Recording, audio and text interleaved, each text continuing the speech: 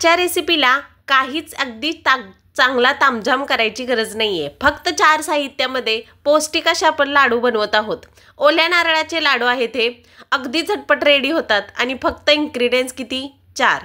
चला तर मग कसे बनवले पाहूयात। नमस्कार मंडळी, रेश्माज किचनमध्ये तुम्हा सर्वांचं मनापासून स्वागत आहे। इथे मी 2 नारळ घेतले होते दाखवल्याप्रमाणे। ते दोन्ही नारळ फोडून असं त्याचं खोबरं काढून घेतलेलं आहे। स्वच्छ धुवून घेतलं। मोठ्या दाताची किसणी घेतलेली आहे ही। आता किसणीच्या मदतीने आपल्याला हे असं किसून घ्यायचं आहे। मोठ्या दाताचीच किसणी घ्यायची।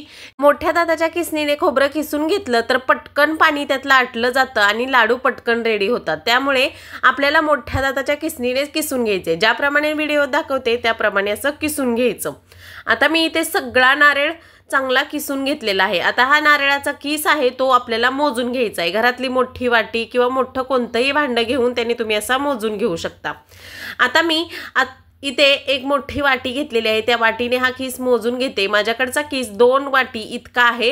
ही पहिली वाटी भरून घेतली आणि ओतून घ्यायची एका बाजूला, आणि हा दुसरा वाटी। दोन्ही वाट्या मी भरून दाखवणार आहे तुम्हाला कशा भरलेल्या आहेत। फार दाबून भरलेले नाही आहेत, अलवारच भरलेले आहेत। 2 वाटी आहे हा। आता 2 वाटी नारळाचा किस आहे तर 2 वाटीच आपल्याला गूळ घ्यायचा आहे। 2 वाटी गूळ घेतला तरच आपले लाडू व्यवस्थित बांधले जातील आणि छान लागतील, गोडीलाही छान होतील। त्यामुळे 2 वाटी इतका गूळ घ्यायचा आहे। 2 वाटी किस, 2 वाटी गूळ। आता हे सगळं बाजूला ठेवून देते। पुढचे इन्ग्रेडियंट्स दाखवते तुम्हाला। इथे मी 5 ते 7 बदाम असे रफली चॉप करून घेतलेले आहेत आणि 1 टीस्पून इलायची पावडर। तूप घेतलेला आहे 2 टीस्पून। आता इकडे कढई गरम करत ठेवली। कढईमध्ये 2 चमचे तूप घालून घेणार आहे। जास्त काही तुपाची गरज नाहीये, किंवा तुम्हाला तूप नको असेल तर नाही घातलं तरीही लाडू खूप छान होतात। आता तूप घालून घेतल्यानंतर तूप चांगलं मेल्ट करून घ्यायचं आणि जे बदाम कट करून घेतले होते ते आतोगर घालायचे, जेणेकरून ते कुरकुरीत भाजले की लाडवात खाताना खूप छान लागतात। तुम्हीही एकदा नक्की असे भाजून बघा बदाम। तुम्हाला जर वेगळे कोणते ड्रायफ्रूट्स हवे असतील तर तुम्ही यामध्ये ॲड करू शकता। मला बदाम आवडतात या लाडूमध्ये, म्हणून मी फक्त बदामच ॲड केलेले आहेत। आता बदाम घालून घ्यायचे आणि चांगले कुरकुरीत होईपर्यंत भाजून घ्यायचे। एकसारखे हलवत 1-2 मिनिटं बदाम चांगले कुरकुरीत होईपर्यंत भाजून घेतल्यानंतर आपण ओल्या नारळाचा जो किस घेतला होता तो यामध्ये घालून घेणार आहोत। सगळा किस मी यामध्ये घालून घेत आहे। किस घालून घ्यायचा आणि चांगला 2 मिनिटापर्यंत थोडासा परतवून घ्यायचा। म्हटलं ना मी, किसणी मोठी असेल तर नारळाला फार जास्त पाणी सुटलं जात नाही, त्यामुळे मोठ्या दाताच्या किसणीनेच किसायचं। आता तुपावरती हा किस घातल्यानंतर 2 ते 3 मिनिटं चांगला परतवून घ्यायचा।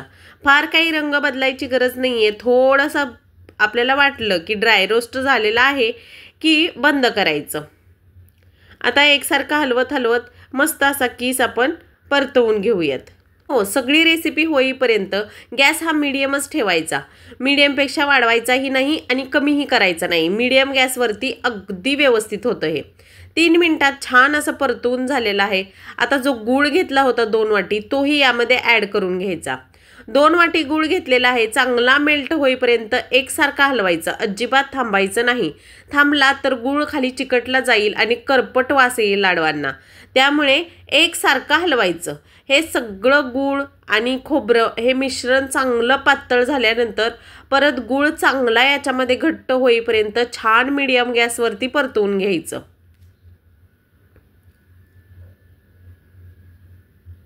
एकसारखा हलवत आता आपला गॅस मीडियम आहे। मीडियम गॅसवरती चांगलं मेल्ट होतं हे व्यवस्थित। आणि लाडूसाठी आपण जे भांडं वापरणार आहोत ते जाड बुडाचं असायला हवं, जेणेकरून आपला गूळ आणि हे मिश्रण खाली चिकटलं जाणार नाही।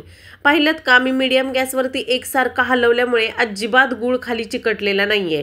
गुळाला छान असं पाणी सुटायला सुरुवात झालेली आहे। आता या गुळामध्ये जे पाणी सुटलेलं आहे ते पूर्णपणे आटेपर्यंत छान एकसारखं परतवून घ्यायचं।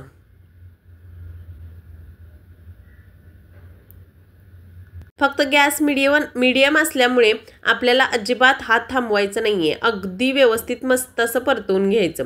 आता गुळाला पूर्ण पाणी सुटल्यानंतर विलायचीचा फ्लेवरसाठी मी विलायची घातलेली आहे। विलायची पावडर 1 टीस्पून इतकी घालून अगदी मस्त मिक्स करून घेतली।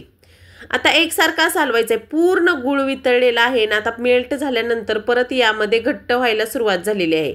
या पद्धतीने व्यवस्थित हलवत हलवत आपल्याला गूळ चांगला या खोबऱ्यामध्ये घट्ट करून घ्यायचा आहे. ज्या पद्धतीने व्हिडिओत दाखवते त्या पद्धतीने जर केले तर 10च मिनिटात तुमचे लाडू रेडी होतील. एकसारखा हलवत हलवत चांगलं पाणी आटवून घ्यायचं. आता एक 5 मिनिटं हलवल्यानंतर बऱ्यापैकी आपलं यातलं नारळातलं आणि गुळातलं पाणी व्यवस्थित आटलं गेलेलं आहे. याच पद्धतीने आपल्याला आटवून घ्यायचं आहे. बदामाचे तुकडे चांगले खरपूस भाजल्यामुळे वरती किती छान दिसत आहेत ना, खायलाही खूप सुंदर लागतात. त्यामुळे बदामाचे तुकडे तुपावरतीच परतवून घ्यायचे. एकसारखा हलवत हलवत चांगला गोळा घट्ट झाला की गॅस बंद करायचा आणि ताटामध्ये मिश्रण काढून घ्यायचं. ताटाला थोडंसं तूप लावायचं जेणेकरून मिश्रण खाली आपलं चिकटणार नाही. आता आपलं लाडवाचं मिश्रण रेडी झालंय का नाही हे पाहण्यासाठी एक ट्रिक सांगते. असं गुळाला छान असं फेस आल्यासारखं दिसायला लागलं आणि आपलं उलथन जेव्हा हलवतोय तेव्हा घट्टसर असं मिश्रण त्याला लागायला लागलं की समजून जायचं की आपलं लाडवाचं मिश्रण झालेलं आहे. आता गूळ आणि खोबरं अगदी व्यवस्थित मिक्स झालेलं आहे आणि मिश्रण कढईला सोडू लागलेलं आहे. त्यामुळे आता आपलं लाडवाचं मिश्रण रेडी झालेलं आहे. एक ताट घेतलेलं आहे मी. आता या ताटाला तूप लावून घेतलेलं आहे. व्यवस्थित असं मिक्स झालेलं आहे. हे सगळं या पद्धतीने झालेलं दिसलं, खालचं पाणी आटलेलं दिसलं, मिश्रण कढई सोडायला सुरुवात झाली की आपल्याला हे ताटात ओतून घ्यायचं आहे. मी ज्या ट्रिक्स आणि टिप्स सांगितल्या आहेत त्या व्यवस्थित फॉलो करून जर तुम्ही हे लाडू केले तर अगदी रुचकर आणि टेस्टी लाडू माझ्यासारखे तुमचेही होतील. आता ज्या ताटाला मी तूप लावून घेतलं होतं त्याच्यावरती हे सगळं मिश्रण मी ओतून घेतलेलं आहे.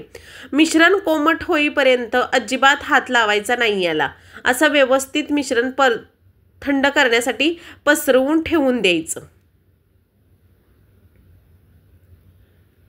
या पद्धतीने जेणेकरून असं पसरल्यामुळे पटकन असं ते थंड होईल. आता मिश्रण हाताला सोसेल इतकं कोमट आहे. आपण आता हाताला तुपाचा हात लावून घ्यायचा. हाताला थोडंसं तूप लावून घ्यायचं आणि लाडूचं असं मिश्रण किती पटकन उचललं जात आहे ना, या पद्धतीने लाडू वळून घ्यायचे. अगदी पटकन होतात. ना पाकाची झंझट, ना साखर घातले म्हणून गिल्ट वाटते असं काही नाही. अगदी गूळ घालून अगदी रुचकर टेस्टी असे लाडू होतात. इक्लर चॉकलेट मुलं खातात ना त्याप्रमाणे या लाडवाची टेस्ट येते. अगदी टेस्टी आणि रुचकर असे ओल्या नारळाचे लाडू रेडी होतात. या पद्धतीने मी सगळे लाडू बांधून घेणार आहे. खूप मोठा झाला होता लाडू म्हणून थोडंसं काढलं. मुलांना बाहेरचं चॉकलेट देण्यापेक्षा हेच चॉकलेट तुम्ही घरी बनवून दिलं ना अगदी खुश होतात. चॉकलेटच आहे हो, एकदा करून पहा. अगदी टेस्टी आणि रुचकर लागतात हे लाडू. माझ्या मुलींना फार आवडतात. अगदी चॉकलेटचा फ्लेवर येतोय मम्मी अशा म्हणतात त्या. या पद्धतीने दोन्ही हाताच्या मध्ये थोडंसं मिश्रण घ्यायचं. तूप लावलेल्यामुळे अजिबात मिश्रण चिकटलं जाणार नाही. हे लाडू तुम्ही फ्रीजला ठेवून 10 ते 12 दिवस आरामात खाऊ शकता. असे एवढे टेस्टी होतात आणि इतक्या दिवसाची सेल्फ लाईफ आहे याला. या पद्धतीने सगळे लाडू मी असेच बांधून घेतलेले आहेत. या पद्धतीने चला आता प्लेटिंग करून दाखवते. मी इथं प्लेट घेतलेली आहे. या प्लेटमध्ये ठेवून दाखवते. मस्त असे लाडू आपले रेडी झालेले आहे. हेल्दी, पौष्टिक, कॅल्शियमने भरपूर असे लाडू. गुळ घातल्यामुळे कॅल्शियम, मस्त असे लाडू, हेल्दी असे लाडू रेडी झालेले आहेत. तर मंडळी, कशी वाटली तुम्हाला आजची रेसिपी? एक लाडू तोडून दाखवते मी. तुम्ही हातून तोडल्यानंतर अजिबात कडक झालेले नाही. अतिशय मऊसूत असे लाडू रेडी झालेले आहेत. पाहू शकता किती छान ना. खायलाही अप्रतिम आहेत. खूप टेस्ट देतात हे लाडू. तर मंडळी, कशी वाटली तुम्हाला आजची रेसिपी हे कमेंट करून सांगायला विसरू नका. आणि रेसिपी एकदा नक्की ट्राय करून पहा. खूप हेल्दी आणि रुचकर आहे बरं का. आणि रेसिपी आवडली तर चॅनलला लाईक, शेअर, सबस्क्राईब जरूर करा. भेटूयात नवीन व्हिडिओमध्ये नवीन रेसिपीसोबत. तोपर्यंत स्वस्त खा आणि मस्त राहा. आणि अशाच नवनवीन रेसिपी चॅनलवरती पाहत राहा. Like, share, subscribe. बाय.